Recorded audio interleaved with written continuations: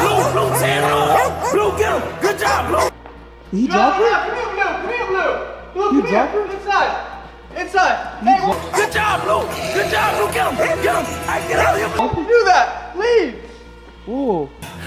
Huh? You think you enough? The night deepened, and a bone-chilling silence cloaked the area like a heavy fog. FunnyMike sat quietly on the edge of his living room couch, one hand on his trembling dog's back, the other gripping a baseball bat. Lucas and Marcus stood near, the window peering through the blinds at the darkened street. Every sound, the creak of wood, the rustle of leaves, felt like a warning that something terrible was about to happen again. Just when they started to breathe easier, a loud thud echoed from the backyard. Everyone froze. FunnyMike stood up slowly, signaling the twins to stay back. He crept toward the back door with his bat raised, trying to listen over the thudding of his own heart. Another bang followed, louder this time, accompanied by a low growl. The dogs started barking and whimpering, their fear filling the house like smoke. "Stay with the dogs!" FunnyMike hissed to Marcus as he carefully unlatched the door. The hinges groaned as he opened it, revealing the dark yard bathed in moonlight. At first, nothing seemed out of place, just the swing swaying slightly in the breeze. But then he saw it. Creepyman. He stood at the edge of the woods, his shadow impossibly long, his face hidden beneath his twisted black hoodie and mask. In his hand, he held something shiny. It took FunnyMike a second to realize. It was one of the Dobre brothers' dog collars. "No," FunnyMike whispered. Before he could react, Creepyman bolted toward the house. His speed was unnatural, his limbs flailing in that strange, jerky motion that made him look more monster than man.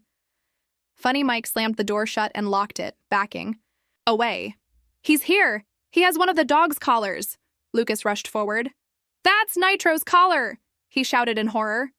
Marcus grabbed a flashlight and turned it on, pointing it out the window, but Creepyman was already gone from view. Just then, the back window shattered. A brick wrapped in black tape flew across the room and crashed into a lamp. Everyone ducked, and the dogs began barking wildly, running in circles. Creepyman's voice echoed through the broken window, a low, distorted growl. "You can't hide them from me." FunnyMike backed up with his bat, breathing hard. "Why is he after the dogs?" "I don't know," Lucas said, trying to hold back his panic. Maybe he knows we love them the most. He's trying to break us." Suddenly, the lights in the house flickered and went out, plunging them into darkness. The dogs whimpered and huddled close to their owners. The air grew colder. Creepyman had cut the power. "Get to the basement!" FunnyMike yelled. "Now!"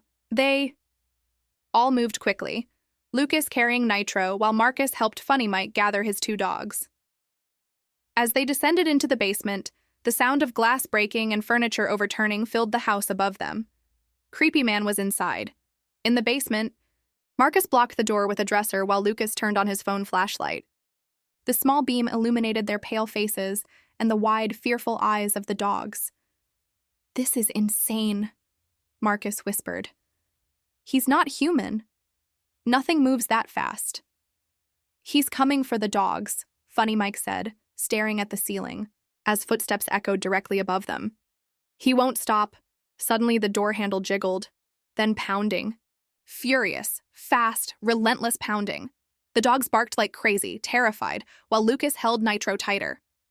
"We have to do something. He's going to break through." Then, a loud crash echoed from upstairs. Then silence. Nothing. No movement. No footsteps. Even the dogs stopped barking, ears perked in eerie stillness. "Did he leave?" Marcus asked. FunnyMike slowly crept to the stairs and listened. Still nothing. He motioned the others to stay put as he tiptoed up and opened the basement door a crack. Creepyman was gone. The living room was in shambles, couch cushions torn, picture frames shattered, furniture overturned, but no sign of the masked figure. FunnyMike signaled the twins, and together they slowly came up, clutching their dogs. Just as they reached the top, a loud bark came from the front door. It was Nitro. He was barking toward the porch. Lucas leaned closer to the window and gasped. "There's something out there in the trees." Creepyman was standing under the large oak, arms stretched out, motionless. Lucas tightened his grip on Nitro. He's taunting us. Marcus pulled out his phone. We need to get help, police, something. But when he tried to dial, there was no service, not even a single bar. He cut the lines too, Marcus muttered. We're completely isolated. FunnyMike stared at the figure in the distance. Then we end this tonight. He went to his garage and pulled out everything he could find: tools, rope, traps, even a flare gun. Lucas and Marcus joined him, arming themselves with heavy tools and lights. They weren't going to run anymore. They devised a plan: bait Creepyman inside again, but this time, lead him into a trap. A heavy net rigged from the ceiling, tied to a pulley. If they could time it just right, they put the dogs in a locked room for safety, then turned off all lights again and waited in silence. 10 minutes passed, then 15, and then a creak. He was back. Creepyman moved silently through the hallway, his shadow long and shifting. He passed under the trap. FunnyMike gave the signal. They pulled the rope. The net dropped, and caught nothing. Where did he... Lucas started to ask, but a terrifying screech came from behind them. Creepyman had doubled back. He leapt from the ceiling like a monster, landing between them. Chaos erupted. Marcus swung his tool but missed. FunnyMike hit him with the bat, but Creepyman barely flinched. Lucas shoved him away and yelled, "Run!" They scattered. Creepyman chased after FunnyMike, who led him away from the others, running through the kitchen. He slammed a chair into Creepyman, knocking him back. But Creepyman rose again, his mask cracking slightly to reveal a twisted grin beneath. Just as he lunged, a loud bang echoed. The flare gun. Marcus had fired it straight into Creepyman's chest. The masked figure screamed, stumbling backward as flames briefly licked his clothes. He rolled on the ground, smashing into a table. "Now!" Lucas shouted. Together they used the rope to tie him down while he was weakened. FunnyMike grabbed a fire extinguisher and sprayed it, putting out the flames. They stood over Creepyman, panting, terrified, yet relieved. Is it over?" Lucas asked, voice shaking. But before anyone could answer, the ropes began to shift. Creepyman's body jerked. He was getting back up. Even fire couldn't stop him.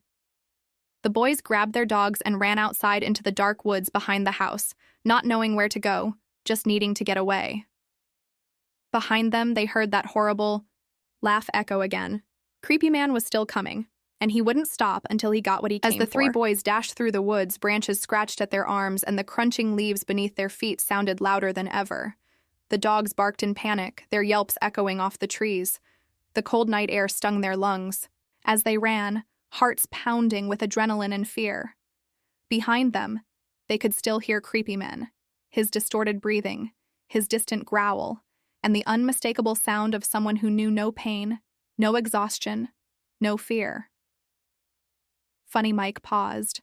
For a moment behind a tree, trying to catch his breath, holding tightly onto his shivering dog.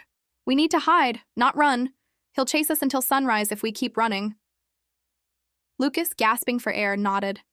"There's that old maintenance shack near the creek. It has a lock." Marcus's eyes widened. "Let's go, fast." They veered left, cutting through thicker brush until the shack finally came into view. It was a small, rust-covered metal building, half collapsed and forgotten by time. Lucas yanked the door open, and they all rushed inside. Marcus slammed it shut and turned the heavy bolt from the inside. It wasn't much, but it would have to. Hold. The dogs huddled close together, tails between their legs as the boys collapsed to the floor, listening. Every minute felt like an hour. The only light came from Lucas's phone, casting long shadows against the walls. "Why is he doing this?" Marcus whispered. FunnyMike shook his head. "He's not like any intruder or prankster. He's something worse, like a curse that keeps coming back." Lucas frowned, his voice trembling. He knew where to hurt us. Not just physically, but emotionally. The dogs, they're like our family. Suddenly, a sharp clang rang through the metal walls. Something, or someone, was outside. A dragging sound. Then silence. FunnyMike motioned for everyone to stay quiet. He crept toward the our door and peeked through a crack. At first, nothing. But then he saw it. Creepyman, kneeling in the moonlight just outside the shack, holding something in his gloved hand. A dog's chew toy. One that belonged to FunnyMike's pup. He held it out slowly, then crushed it in his palm. FunnyMike staggered, back from the door, his face pale. He's playing with us, Lucas's voice broke. How do we beat someone who doesn't feel pain? Who doesn't stop? Marcus clenched his fists. We don't fight him alone anymore. We need backup. Real backup. I have an idea, FunnyMike said after a moment. There's a survivalist YouTuber who lives off-grid a few miles from here. I did a collab with him once. He's got traps, weapons, cameras. If we can make it to his cabin, Lucas nodded quickly. We'll trap Creepyman like an animal. They waited until they heard nothing outside. Then, moving carefully, they exited the shack and began a slow, tense trek through the forest, using landmarks FunnyMike remembered from his previous trip. The air felt heavier now, like the trees themselves were watching. The dogs didn't bark. They stayed quiet, ears up, noses twitching. At last, they saw the faint glow of solar-powered lights leading to the survivalist's cabin. A large wooden building with reinforced windows and steel doors stood like a fortress at the edge of a clearing. FunnyMike banged on the door. Alex, it's FunnyMike. Open up! A moment later, a tall man with a trimmed beard and camo gear opened the door, holding a rifle. He lowered it the second he recognized them. Mike? What the? There's no time, FunnyMike gasped. We're being hunted. By something not normal. Alex didn't ask more questions. He ushered them inside and locked the doors behind them. As they sat in the safety of the cabin, explaining everything, Alex's face grew grim. You're not the first ones to tell me about that figure in the woods. Some call him a spirit. Others say he's a man who became something else after living in the wild too long, feeding off fear. FunnyMike's eyes widened. Can you help us stop him? Alex nodded. I'll set the traps, motion sensors, spike pits. If he comes close, we'll know, and we'll be ready. They helped Alex rig the entire clearing. Cameras mounted on trees, hidden tripwires, alarms. They placed raw meat out, near the edge to draw Creepyman's attention. Then they waited, and he came. Like a shadow slipping through the trees, he emerged. Slowly, deliberately. But this time, the boys were ready.